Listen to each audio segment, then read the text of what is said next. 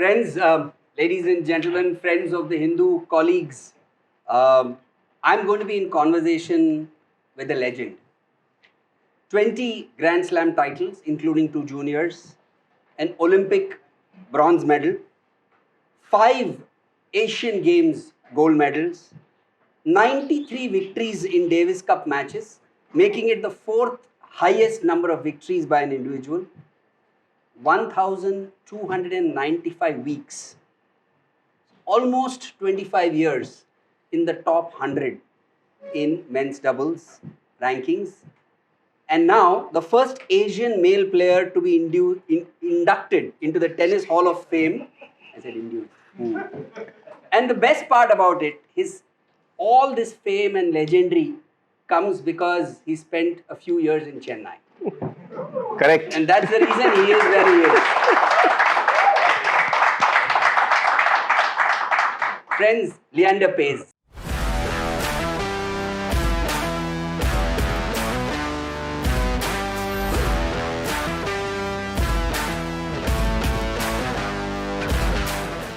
I read out his statistics, not to impress you, or all of us know about him, what he has done for this country and what he has achieved, but I was preparing for this talk, and when I wrote it down, it's like it's going on and on, and this is, I edited it. Incidentally, Ion gave me about half a page more, and I said, itna bas ho gaya.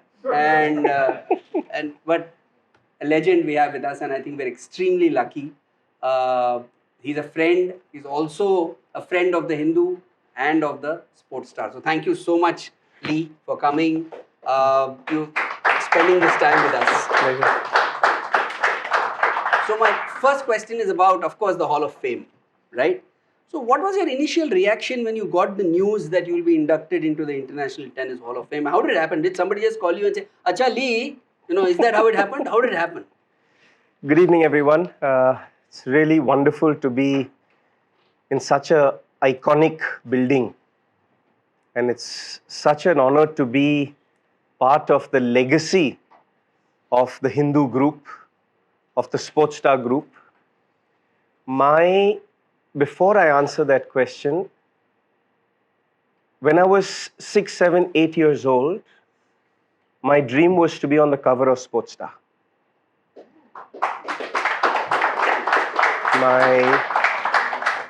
As some of you all know, both my parents are athletes, and growing up to legacy with dad's Olympic feats and mom's basketball feats could have been pressure. But just that one focus, single-minded focus, that if Nirmal Shekhar wrote about you, you had something going good. If the Hindu carried you, you had something going good. And God willing, if you got on a cover of Sportstar, you're on your way. So I feel like I'm part of the Hindu and Sportstar family.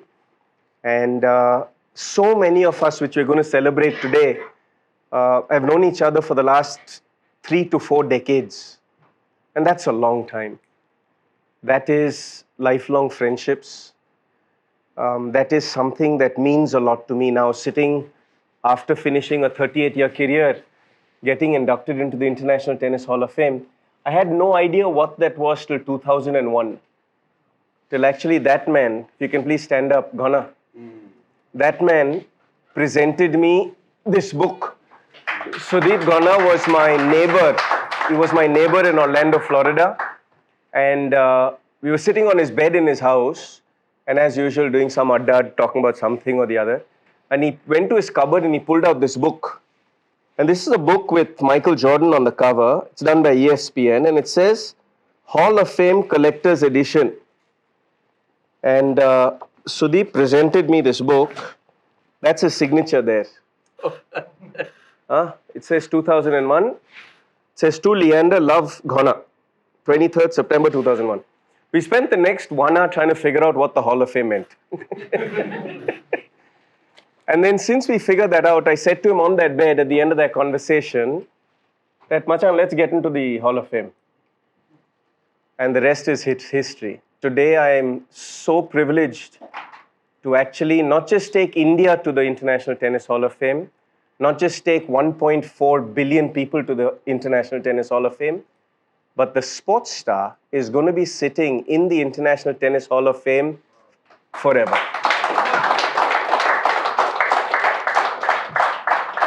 So I got a call from them, actually from Patrick McEnroe, and he calls me Maharaja. So he says, Maharaj. So I said, what's up, champ?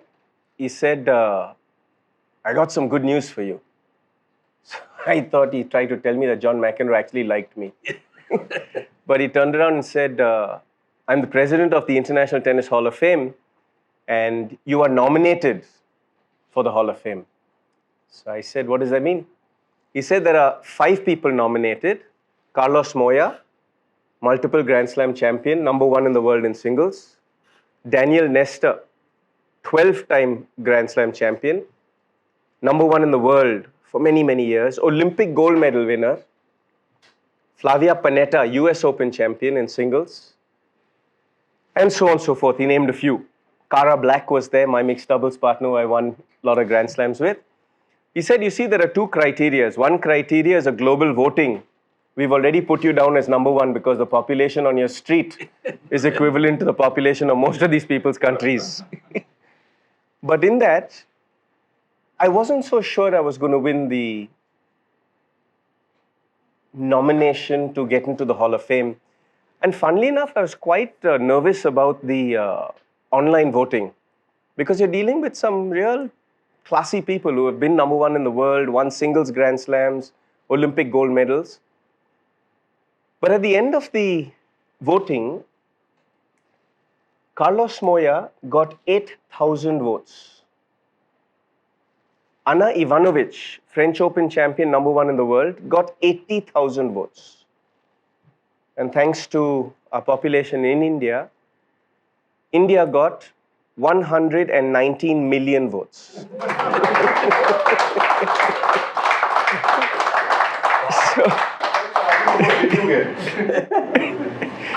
I think around 50 or 60, yeah. Thank you. So that was round 1. Then round 2 came into, there were 97 past Grand Slam champions, media, coaches, and current players who were given ballots to vote for the actual induction. Because the online voting was only equivalent to 3% of the votes. So 97% was with these 97 people. And in that, 96 votes voted me ahead of everyone else. Wow. And I'm still looking for that one person who didn't. But it's just a very humbling feeling, no? I mean, growing up in India playing gully cricket, gully football, I grew up to a middle-class family whose passion was in sport. But back then, you didn't have real knowledge or infrastructure to play on hard courts or with lights, or even now today, we don't have indoor tennis courts. So 5 months of the year, these 2 beautiful young kids with great names don't get to play because of the monsoon time and the summer time. So growing up in Chennai at MCC school in Chetpet and learning my tennis, running those 7 kilometers on the beach in Marina Beach and doing those hard yards, it just proves, with hard work and a little belief in yourself, anyone can be a champion, We cannot have a conversation with you without going back to the Olympic bronze medal. I mean, I'm sure anybody who has a conversation with you cannot but remember the Olympic bronze medal. It's historic at a time when India used to never win any medals, etc. To win an Olympic bronze was like stunning for this country. So, describe the emotion when you got into that bronze medal match? I mean, did you feel ये तो मुझे जीतना है, or did you feel I will win this, or did you feel oh I'll attempt to win this? What was the mental makeup when you got into that match? So I'm a very process-oriented person. Ever since I could remember, every Sunday morning after church, I used to polish my father's Olympic medal. And I used to sit with a little tin of Brasso. You guys know what Brasso is, right? And a little dirty cloth. And I would polish his medal and ask him, what are these 5 rings for? And he's like, this is for the 5 continents on the world. I'm like, why do they have different colors? He says, because each ring stands for something. I said, what is this angel? He says, that's the goddess of Athena. I thought she was pretty cute growing up. So I said I wanted one of my own. And all this sort of stuff was happening. And while I was polishing all my parents' trophies, and they had like tens of thousands of them, this one Olympic medal attracted my attention. And I wanted one of my own. And standing on that podium in Atlanta in 1996 is very hard to describe, because my journey is not about opportunities. It's about the lack of. It's not about talent. It's about the lack of.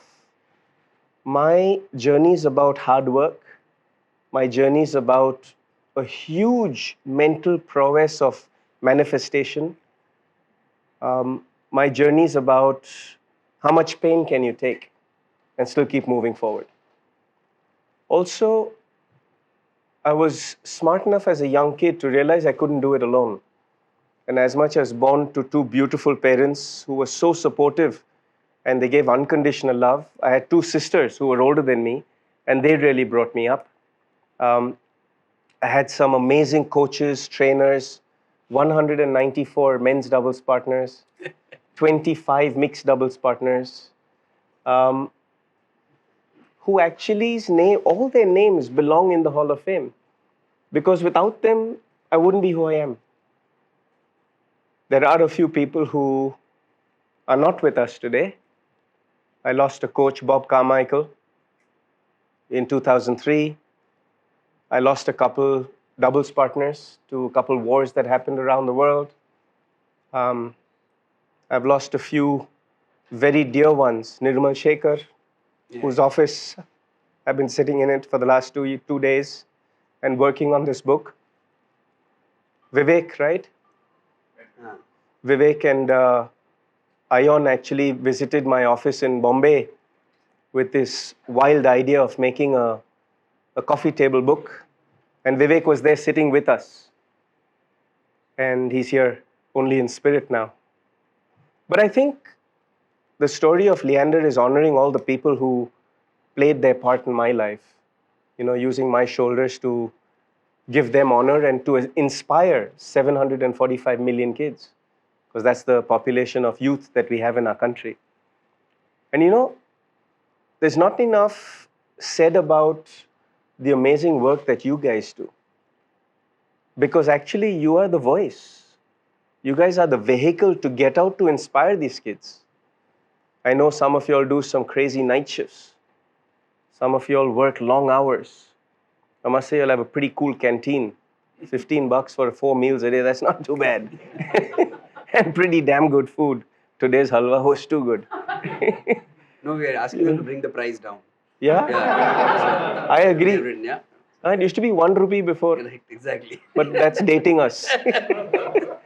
But it's amazing the legacy that you guys have created over the years, And this whole movement that I'm starting on right now is to inspire 745 million kids to play sport, just like you all two do, which is really cool. But we're hoping that this book, the Sportstar International Tennis Hall of Fame book, can get out to all the schools in the country, can get out to all the corporates in the country who do great CSR work, to get out to all the governance of the country, because there's a big difference between governance and politics, and we're not going to talk about that today. But through governance, I think we can actually have a great sports education curriculum to inspire the youth to be champions. It's just about physical fitness, mental fitness, emotional fitness. That's what it's about. If you think the hours you'll spend at a computer sitting over it on the typewriter, carpal tunnel, back issues, stress issues, tough lifestyle, corporate health is a huge thing today. Not everyone can look fantastic in a Manish Malhotra shirt, right? Can you imagine? I wasn't given a warning. I won one of my old Nike jackets and came.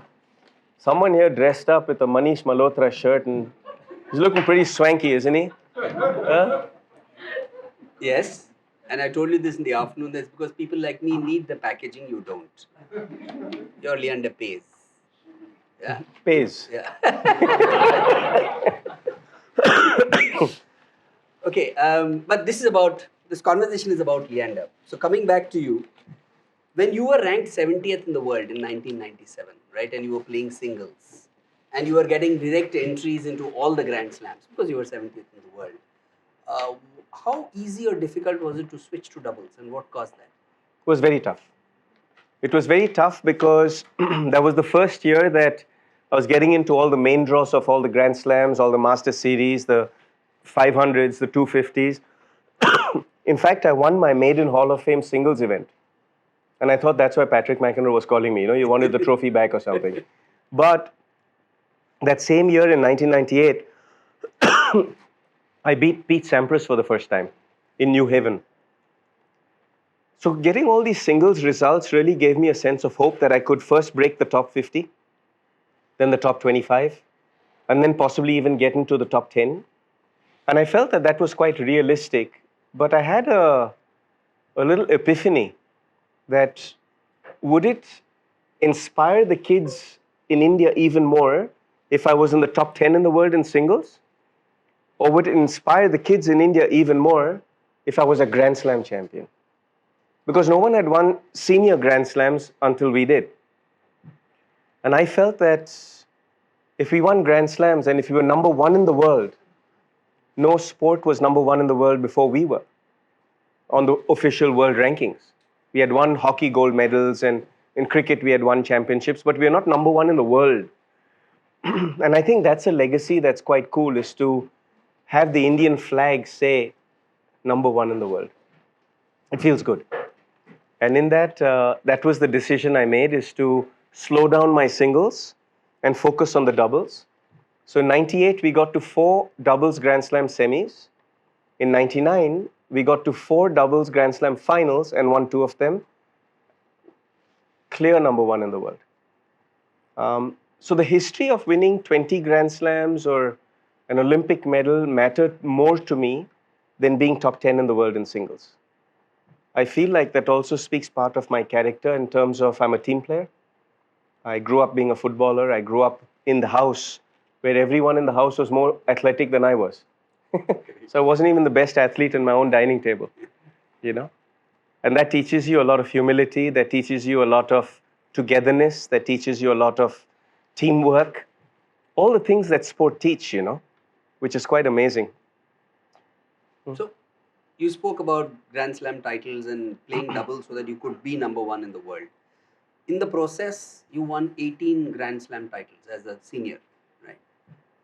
So, any one of them stands out as this was the most difficult or this was the most satisfying out of the 18?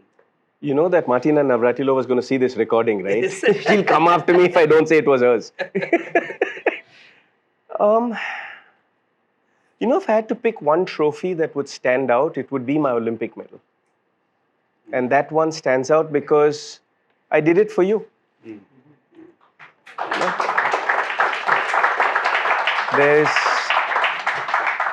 There's some crazy history here. So, corollary to that is, what happens to Leander Paes when he sees the Indian flag?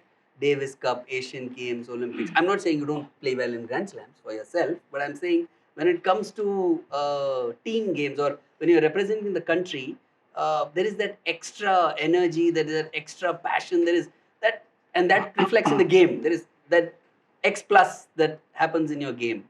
Why and how does that happen? It's hard to put into words, but it's an emotion. And I'll coin that emotion as magic. Magic happens. I actually see Indians, I see your faces. I'm very big on history, as you know. I'm very big on remembering. My visual memory is phenomenal. And when I was playing the Bertram tournament at Loyola College, I was 13 years old. And that was the first time I got onto the Hindu papers. At 13, I hit one shot where, as usual, my feet were off the ground, zero technique, but somehow the ball went well, And that's still till today my father's favorite picture of me. It's actually blown up in my dad's bedroom. And Nirmal Shekhar wrote on there saying, "Today, a champion is born." And that's... So when I play for India, or I played in the Davis Cup, or I play in the Asian Games or the Olympics, or even now, I mean, I still travel with an Indian flag in my bag. I think it's an emotion. Ironing my mom's Indian jersey, which was number 5, ironing Appa's Indian jersey, which was number 10. I was 6, 7, 8 years old. It gets into your muscle memory, brain mapping. What I will share with you was that when I was 11, I went to the Barcelona Football Academy at FC Barcelona and Nou Camp because I'm more talented at football than I'm at tennis. I'm short for a tennis player. The average height of a tennis player in the 80s was 6'1", in the 90s was 6'2". Today, the average height is 6'4". I'm 5'10" on a good day. So football was my passion. And when I went to Nou Camp and I spent 7 months there training, as a 11-year-old, they selected me for the centre half of the under-17 playing 11 at FC Barcelona. So I was so sure my dream would come true. Except on the day they told me I was selected for the playing 11, they said they've got one condition. And I don't like ultimatums. I don't adhere to them. I don't give them. And that one condition was that I had to give up my Indian passport. So like a good Indian boy, I said I have to go home and ask my mommy and daddy and come back. So the coach, after seeing me pack my room, he turned around and said, in my humble opinion, you're making the biggest mistake of your life. And I said, how do you know I'm not coming back? He said, I've never seen a kid pack his room so neatly. He said, if you are going back home and not coming back, give up your football dream. Because FC Barcelona is the #1 football academy in the world. And if you are leaving here, don't play football ever again. So I packed my bag and came back home. And my dad said on the first night back home, he says, now what are you going to do? My dad actually thought I was silly for giving up football. He said, now what are you going to do? And on our dining table at home, there's a door on the right. I would always sit on Appa's left side because my mom would sit on his right? So I would see through that door. And in the living room, there was a picture of my uncle Basil. And he was wearing a Fred Perry sweater on with 3 tennis rackets. So I said, I play tennis. And he started laughing at me. He laughed at me for 6 minutes. And I said to him, find me the best tennis academy and give me 52 weeks. And I'll let you know if I can do this.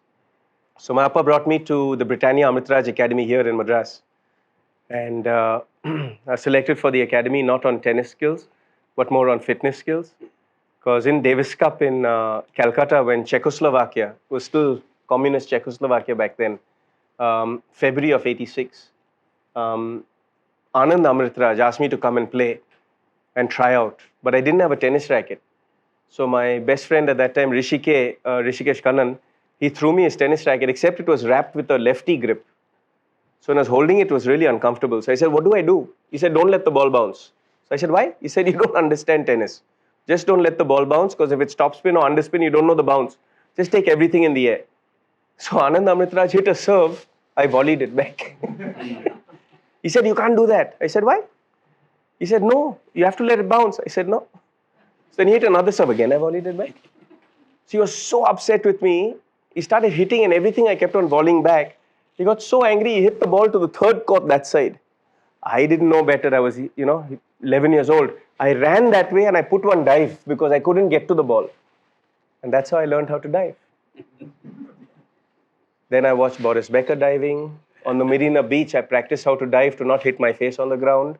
So I'd learn how to roll. And then now the name of my company, which I do all my business under, just like Michael Jordan has the Jumpman, I've got the Flying Man. Because of that diving. Why? Because I don't know how to hit a topspin backhand properly. So that was the beginning of your career. Tell us a little bit about the end of your career in terms of the decision to call it a day. What was the reason what was the catalyst that you said that, okay, now I'll give back in other ways? Of course, you're doing a lot for the sport now, but I'm saying to stop active competitive tennis. I almost retired or gave up tennis 3 times in my career. One when I was 19. I'd won Junior Wimbledon when I was 16, going on 17. And then at that time in India, you weren't even allowed foreign bank accounts. You weren't allowed credit cards. You weren't allowed to carry foreign exchange. On every trip, one trip, you were allowed $500 on traveler's checks. I remember that. Yeah. Unfortunately for me, I wasn't going out for 3 weeks and coming back, another 1 day coming back. No, I was gone for 10 months. So $500 didn't go far. And I found myself after a 10-month trip in Wolfsburg, Germany, in the third week of November in 1991. In the height of winter, there was about 20, 25 feet of snow outside, and I had 20 francs in my pocket. I didn't have enough money for a hotel. I was a very shy kid, not like the kid who's sitting up on the stage today who can engage and chat and feel comfortable with the spotlights. You don't have to praise me so much. You don't have to praise Even me if so I don't much. have a Manish Malhotra shirt, I can hold my own. But I had to spend 5 francs buying the locker room attendant cappuccino and explain to him in broken German that I needed to sleep in the locker room. So I slept in the locker room that night. He gave me 3 towels, 1 towel for the bed, 2nd towel for a pillow, 3rd towel, 5 in the morning, I wake you up, you shower and get out of my locker room. I didn't sleep much that night because I vowed to myself I will never have to sleep in a public place ever again. I've got a scar on my chest. I got mugged in Grand Central Station on 42nd Street in New York. 23 stitches across my chest. New York was still dangerous back then. Giuliani hadn't cleaned it up, and there's still Hell's Kitchen. There was still the Harley guys out there, and Harlem was still a dangerous spot. But really, I think embarking on a journey to be a success in an individual sport like tennis from a country like India is very hard.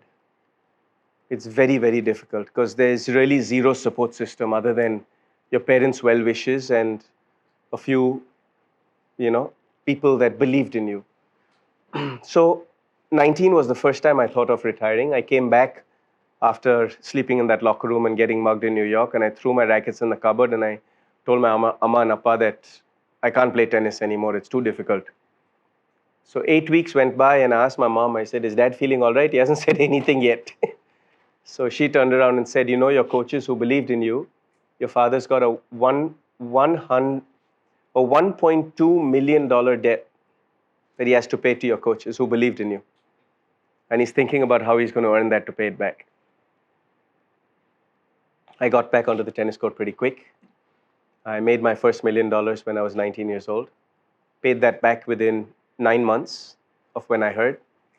I made my second $1 million just before my 20th birthday. And after that, I vowed to myself that if I'm going to do something, I'm going to achieve excellence at it. Then came 33. In 2003, so I would have been 30 years old. Then came 30 years old. In 2003, I was playing at Wimbledon with Navratilova. We were going for a world record for the oldest person to win a Grand Slam and the oldest team to win a Grand Slam. Martina was 49 years old at that time. She was just shy of 50. Oh. And she had retired long before, and I pulled her out of retirement and said, come on, let's play. And she said, I'll only play with you because I feel with your speed and your power, you'll be able to cover me. I said, yeah, sure, let's play. In the quarterfinals of Wimbledon, I jumped up for a smash on center court and I lost my eyesight. I had the presence of mind to drop my racket and cover my head. We were up a set and a break on the scoreboard, but when the doctor came out, Dr. Tudor Miles came out, when you can't see, they do these things, 1, 2, 3 and stuff. And Doc, I can't see. It's no point even doing this stuff. So Martina picked me up and took me to the chairs next to the umpire's chair, and I sat down there. And she goes, Lee, you really can't see? I said, I really can't see. And she thought I was playing the prank, because I love joking around and stuff. So with her left hand, she went and she hit me on my face, and obviously I couldn't see it coming, so I got hit. And when I went back over, I was in I flinched so hard that my sight came back. Moral of the story, don't get hit by Martina. But what had happened was that I had a tumor in my head that was sitting on my optic nerve. And every time it sat on the nerve, I'd lose my eyesight. And then if you got hit or if you shook, it would get off the nerve and you get your eyesight back. So I ended up at the MD Anderson Cancer Research Center for months. Did you continue playing? I almost gave up at that time because I went through treatment, I went through biopsies, I went through 31 MRIs in 30 days. I went through a tough time. And once again, that family, Ghana and Sid and Deepa and Sukanya and the whole family, they made sure that every day that I was in that hospital, that they had tair sadam, idli dosa, rasa vada, they had molaga podi, which I love. They had all these dishes there, biryani, all these fabulous Indian dishes there. They made sure music was playing in the hospital. A friend of mine owned the hospital, so they actually took out the whole top floor of the hospital because of security. And that's another reason why I love the Hindu publication, because y'all are so classy. There's another publication that's not very classy, and they had sent 2 media people all the way from Bombay back to Orlando. And every day downstairs in the hospital, there were about 15,000, 20,000 people praying for me, cheering for me, banners up, Every evening at 6 o'clock, I'd come out and wave to them and chat with them. And I had a hoodie on because I wasn't looking like I look right now. But these 2 journalists who came from Bombay, they managed to get a picture of a doctor's badge of the MD Anderson and the logo. They went and actually stitched doctor's suits, put the logo of the hospital on it. They made doctor's badge, fake doctor's badge, put that on, bought 2 stethoscopes, put that on, and they realized that if they get into the basement where the car park is, there's a doctor's elevator. And they started making their way up the hospital to get onto my floor. They got to my floor. They passed 4 security posts. The guard gates at the parking lot, the elevator at the parking lot. I believe they got stopped on the 8th floor. And on my floor, there was all the hospital security. But I knew what was coming, and I had my own personal security outside my door. And when these 2 Indian guys came towards my door, my own personal security hadn't seen them before.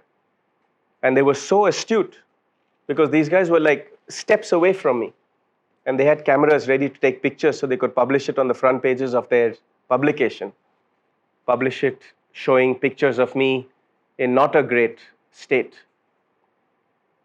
And in that responsibility of journalism is something that is so important because you shape the world that we live in. And these 2 clowns came in there, try and take a picture of me, and my security picked them up. And we had them arrested. We found out which publication they were from. I am going to be kind and not mention that publication. We packed them off, and I called the editor and gave him a good bollocking. But that was the second time I almost retired. The third time I almost retired was in 2015. I was not going through a good time. I was really not well. And the reason I'm being specific about these reasons is because we all sometimes get caught in the mundaneness of life, you see. We all get caught in what we dreamed we wanted to do 10 years ago. Today we're doing, so what's next? With this modern day social media, this instant gratification, always climbing the ladder, going for a better job, going for a better position, going for a higher salary, going for a better car, better house, all these things, we get caught in these society's pressures, you see, or peer pressures. But I think the magic of life is staying the course of what your original dreams are. Because if you stay the course of what your original dreams are and you achieve that, the self-satisfaction you get, you don't need a Grand Slam trophy to tell you that. You don't need the Hall of Fame induction to tell you that. But when you put your head on your pillow and your dad still at the age of 50, when I'm 50 years old, your dad still comes in to tuck you into bed and he says, hey, I'm proud of you. Feels good. So, fantastic career. I'm sure you feel good. But if I were to flip that a little bit and say, in your career, after you retired, or even as you were retiring, did you have any regrets? Did you feel that I should have done this also? Or, any regrets? Of course. I've been in 36 Grand Slam finals. I've won 20 Grand Slams. Can you imagine if I had won 36 Grand Slams? I've played 7 Olympics. I've won a singles medal. I've not won a doubles medal. No logic. I think as a human being, we always have regrets, right? I wish I had a Manish Malhotra shirt. I don't. I think I need to buy him one very soon. Aspirational. The way this conversation is going, I need to buy him one very soon. Aspirational. I think we should always live in hope. The greatest thing we can have is hope that we can all have a Manish Malhotra shirt one day. You spent 5 years in Chennai. Is that right? Roughly 5 years in Chennai? 5 years. So what are your fondest memories of Chennai? And how much Tamil did you learn in Chennai? கொஞ்சம் கொஞ்சம் தெரியும் ரொம்ப இல்லையா Not bad. My Tamil is good, but my shyness comes from my grammar. My shyness comes from the masculine, feminine. I find Tamil and French very similar. I speak both the languages. I can understand everything. So be careful. Don't talk about me behind my back. But my grammar makes me shy to speak it out there. There was a time when I would do interviews in Tamil. There was a time when I would give speeches in Tamil. But I've been away from Chennai for a little bit, you know. And in that, Chennai's always been my home, you know. We drove past Poes Garden where I lived. We drove past Sterling Road where I lived. We drove past MCC School. Anna flyover was not even built back then. It was just a circle. You know, there were so many great memories. Snowfields, an ice cream place we used to go to every Saturday. You know, so many great memories here in Chennai. The old Egmore Stadium. There were few places that really left its mark, you know, on me. And some of my best friendships, like my best friend is a Bengali Tamilian boy. His name is Shahid Sen, and he was my classmate in MCC school. So when I came here on the 12th of May 1986, right, I was very different than the boys in class. I was much taller than the boys. The tallest guy next to me came up till my chest. So they were all scared of me, and they all would sit in their corners, and 10 seats around me in class 6 were empty. And that same week, my parents had dropped me here for tennis academy. And finally, after about 8 weeks, this young kid comes and he says, "Listen, you're so weird. What are you doing here?" I said, "Thanks, bro." I said, "I'm here to be a tennis professional." I said, "But what are you doing here?" And he said, I'm here to be a tennis professional's manager." We were in class 6, and that was Bobo. And he's signed 17 endorsements for me. He's been my manager forever and ever. He's gotten much bigger than me now, so he's now managing the PGA Golf Tours, Asian Tours marketing. Recently, just now, he's picked up a position of global head of Vion television to get all the rights. So he gets the rights of Formula One, all the leagues of the world. And I'm very happy because I get VIP seats to all these events, which is great fun.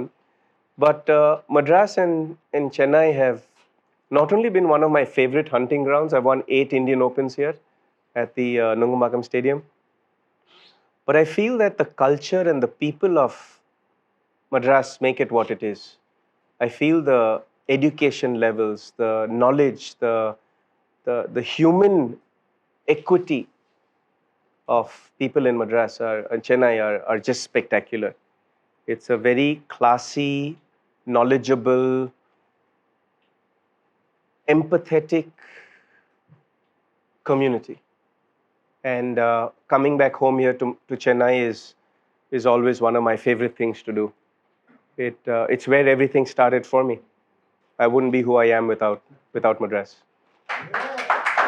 Nice. Okay, before we open it up to the audience here, Lee, you and I are going to do a rapid fire round. Oh, yo. Okay. These are not his views. Please, discount everything he says in this rapid fire round, right? But I got to give back this Manish Malhotra stuff somehow, right? So, okay, a few questions. Sambar rice or pork vindaloo? Sambar rice. Wimbledon or Flushing Meadows? Stone Mountain, Atlanta, Georgia. CSK or Kolkata Knight Riders? Oh, bloody hell.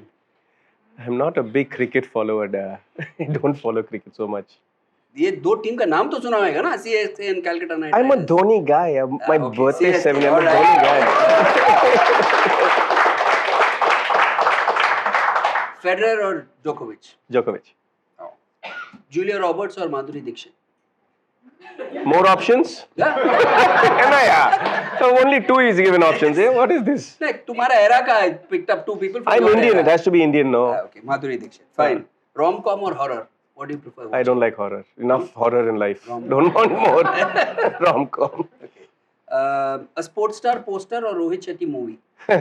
Sportstar poster every day of the week. 250 or 300? 250. 250. Okay. That's the number of seats you think BJP will win? No, that's 5 plus 2, 7. It's my lucky number. Oh. Thanks. Thank you, guys. That was easy. Too good. Okay. Questions? Anybody? Fantastic talking to Lee and some of the stories and anecdotes and his inspiration and his hard work. I think would have inspired everyone in this room. It inspired me for sure. So, any questions, thoughts? The fabulous seminar pad you did with Mahesh Bhupati, one of your great partners, maybe a couple of decades back, and then you kind of hit the bullseye with the cred ad recently. Something about, is there a showman within you, in terms of ads and stuff? That's the first question. The second is your famous doubles partnerships with Hesh and the two Martinas, Navratilova and Hingis. Yeah. I think every one of us who are entertainers are entertainers. I think the beauty of tennis is the individuality that shines through. My personal character is very shy, supremely shy. But I realized if I had to live in a world of tennis, I had to get out of my shell and make friends. So learning that art, when I was doing my ads or when I was shooting a movie or when I was doing a docu-series, I figured you had to be true to the craft. So the Fido Dido ad, I was actually taught by India's most famous dancer, right? He taught me a few steps that we had to do because the jingle for 7-Up was very catchy. And a lot of the ad was done with a green screen because Fido Dido was put, digitally on the green screen. But I decided to dance with him. In my own head, Fido Dido was right there. And I started dancing with him. And the funny thing was they were so cool, the art people. They then wrote the art of Fido Dido that he was dancing with me. That's what made fun for me. Even with the cred ad, the cred creative people are fantastic. They're really wonderful. And there's one man sitting in here, Aniket. Please put your hand up. So Aniket is here with us today because he's going to help us a lot with his book. And one of them is to bring cred into the book, which is really cool. I feel like I had a bucket list. And one bucket list was to do an ad, done. Another bucket list, Sportstar cover, done. Another bucket list, Bollywood movie, done. OTT, done. Hollywood? Let's see. Second question. Hesh and Martinez. Growing up with 2 sisters, 2 moms, I learned about teamwork. And in that, the intuition of a woman is so strong that I was able to tap into it and learn where my intuition became really strong. That I was able to choose some of the best partners in the world. Why? Because I understood my weaknesses very well. I understood to have a great partnership, the partner's strengths had to be my weakness. And it just so happened that invariably my strength was their weakness. Martina Navratilova is a born leader. She wanted to practice when she wanted to practice. She wanted to eat where she wanted to eat. She wanted to choose whether we would serve or return when the coin toss was done because she wanted to choose. There was no logic to it. She just wanted to choose. What does it matter to me as long as you're winning on the scoreboard? Choose. Martina Hingis, on the other side, was so gentle and cautious that we had won 4 world championships at the Washington Castles, undefeated for 4 years. We did not lose one match in 4 years. And when I asked her, I said, why don't we play Wimbledon together? The first thing out of her mouth was, what if we lose? I said, I've lost 74% of every match I've played. You might have lost at least 73%. So what if we lose? You're already Grand Slam champions. No one's going to say anything. But what if we win? What if we win and we can add to your Grand Slam tally? So she said, Lee, you're sure? I said, I'm 100% will win at least one Grand Slam. So blessed that she believed in me. We have another world record. We won all 4 Grand Slams, Australian, French, Wimbledon, US, in 16 months. Wow.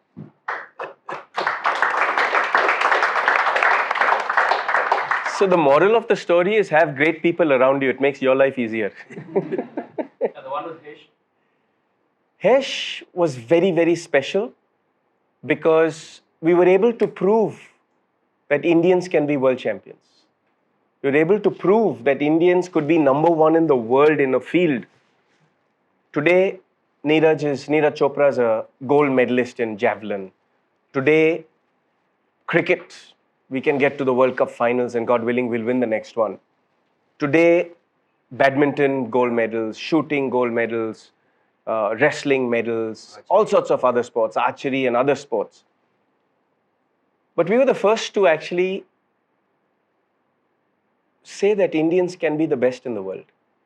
And that's what drove me hard. You know, when I had a fever or I had a slap tear or I was not feeling well or I was missing home like crazy, that's what drove me. That's what motivated me to get out of bed, put my tennis clothes on, get out into the whichever city and country I was in and put in those 11-hour days. My trick was to practice 11 hours a day and you'll be a world champion. It's just the muscle memory, you know. Winning is a practice. Winning is a science. Winning is not a superstition or good luck. Winning, yes, you need to have karma. Yes, we're Indians, we believe that. Yes, we're superstitious, we're Indians, we believe that. Don't step on the lines of a tennis court, you know. Don't put your tennis rackets and your tools on the ground. Keep them on an elevated podium. But winning is a science. Whatever you want to achieve in the world, if you put enough time and practice and passion into it, and do not get distracted from the other things around, you are going to be a success.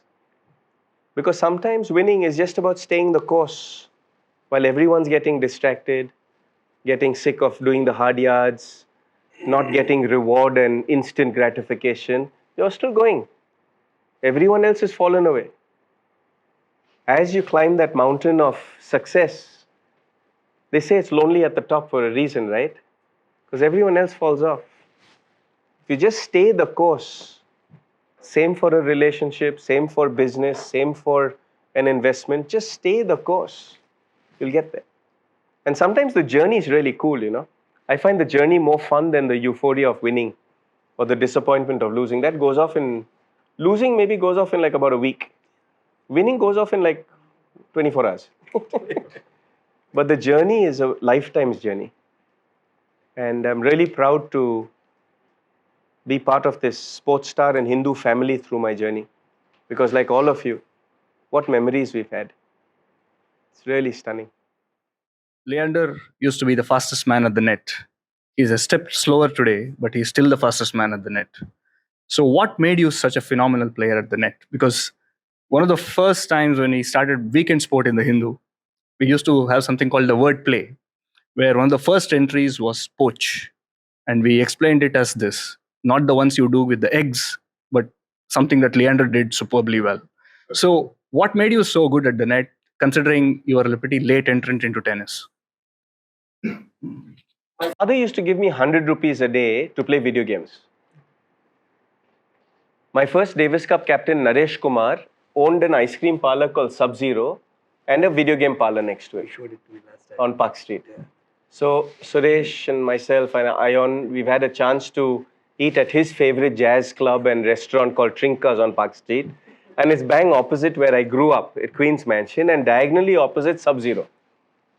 So because the apartment was here and Sub-Zero was down below. My dad used to give me 100 rupees every day and make me go play video games. I thought he was the coolest dad in the world, right? Each video game was 1 rupee back then. So I'd have to play 100 games.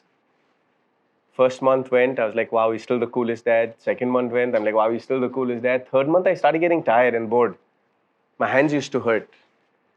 And that Pac-Man, you know, all these video games, they have a code. They're written, no? They're written code.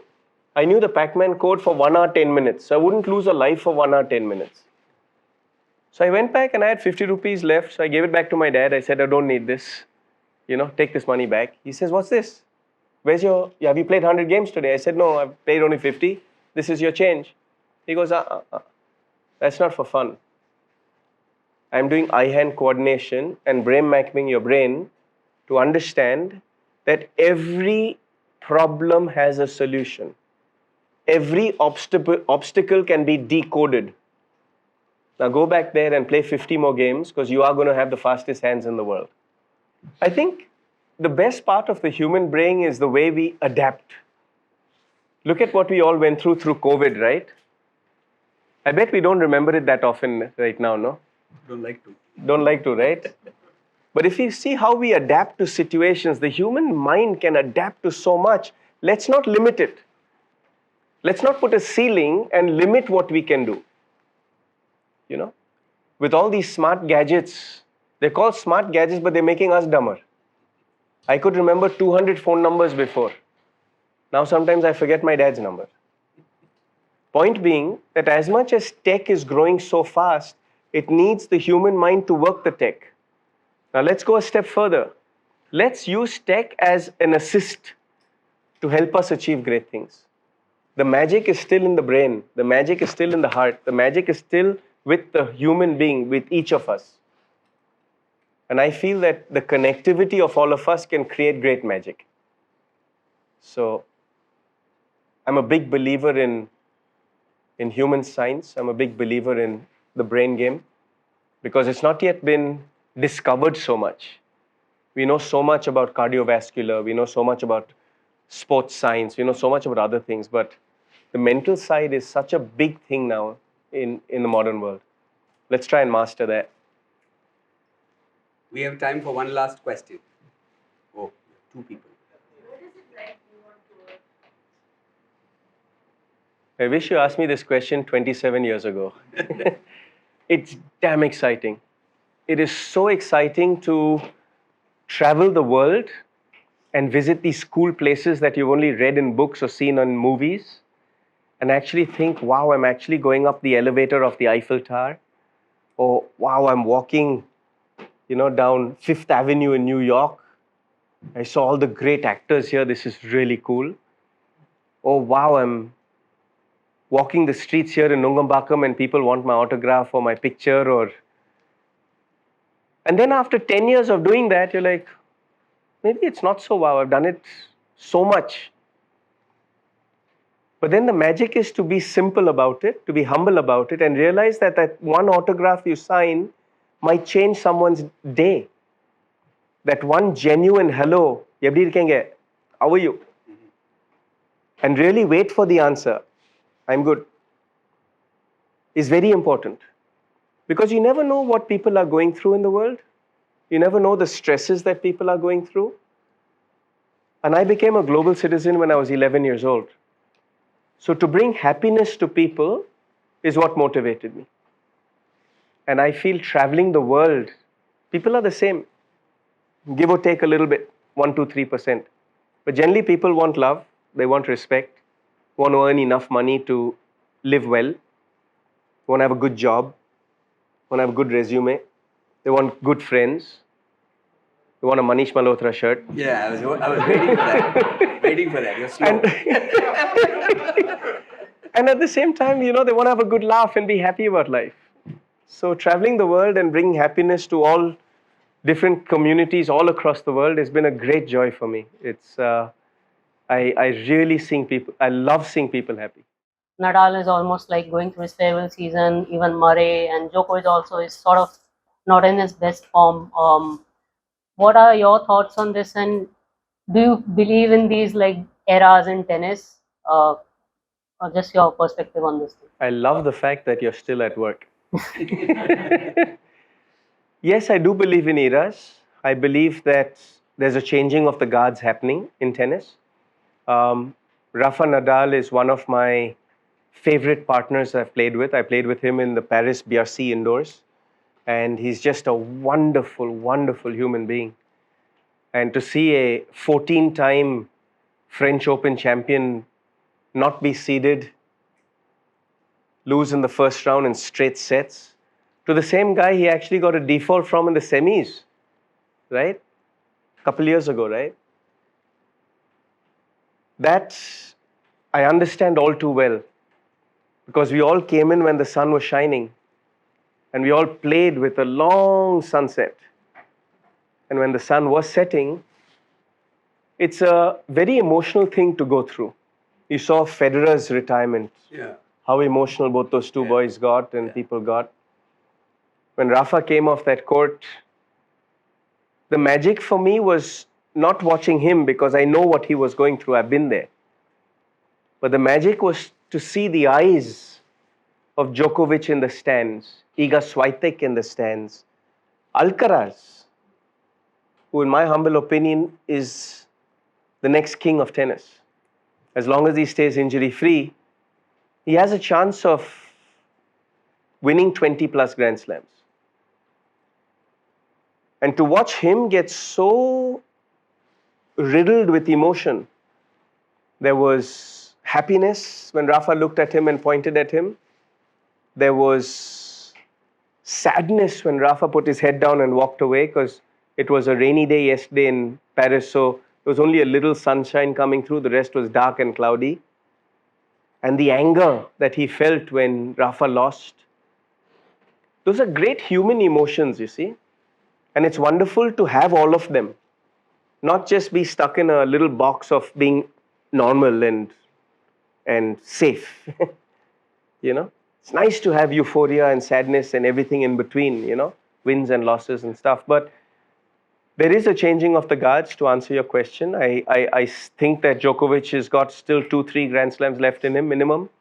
I think Alcaraz is a contender there if he's able to keep that left wrist injury free. I think that the young Italian boy, I'm forgetting his name right now, Sinner, Yannick Sinner, thank you. He's one of the cleanest hitters of the ball. And it's interesting to see Andre Agassi coming and spending time with him, along with Andre's old coach, Darren Cahill. So I think there's going to be an interesting story with him, someone you should follow. And I'm just taking names of people possibly that you should follow that are going to be the new ones in the new era. But that's the beauty of life, right? It's like the old Lion King story. You know, Hakuna Matata, it's going to be a wonderful world. 2 junior Grand Slams, 18 senior slams. Do we now see Leander and Martina playing the Wimbledon Masters and winning that this year? That's an unfair question. You know the answer to that. I got a call a couple of weeks ago, well, not even a week, it's 6 days ago, saying you have 6 weeks to get ready for the legends at Wimbledon. I was hoping to keep it silent and under the radar. Thanks, Aaron. But I've got an uphill task, because this arm hasn't played tennis in 3 years. After 38 years of hard work and effort, my brain needed a bit of a Break. siesta and a break, you know, just to kind of refresh and recharge my batteries. I got to say, I got on the court 5 days ago, and I got onto the same wall at South Club that I started at. And I had engraved my name in there. And that LP is still there. They haven't renovated the club, that's another story. But that LP is still there, and it felt really good coming back. I did that when I was, 6 years old. And at 51, to come back and have that same LP motivate you to have fun. Because that's why I started playing tennis, it's fun, right? So I'm getting back into it and slowly playing, and if my arm holds out, then yes, you will see me at Wimbledon this year, hopefully, playing the legends. If I can humbly share one more story with you. Sure. Do I have a second? Yes. There's a gentleman here who I share a lot of history with also. And him and his brother have watched me play and celebrated my wins and losses. And if I can please ask you, sir, to open up your phone and show us that this young man here, what? It's on my phone? This young man here watched me at the Bertram tournament play. This young man here watched me play at the Bertram tournament and win when I was 13 years old. But his brother was at Stone Mountain. What date is that? That is the date. Atlanta, 1996. It says Atlanta, 1996. So it was on the 3rd of Yeah, August. 3rd of August, 11 a.m. 1996, where this man's brother was there, bought a ticket to watch me win my Olympic medal and got a signature on it. And this is what the Sportstar and the Hindu mean to me. Family.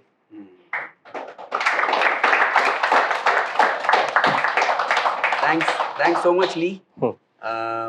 Wonderful hour, well spent, very inspiring, lovely stories, and as usual, everybody's been riveted to their sports, and we are fortunate to have a champion like you represent our country, and keep going, win the legends as well.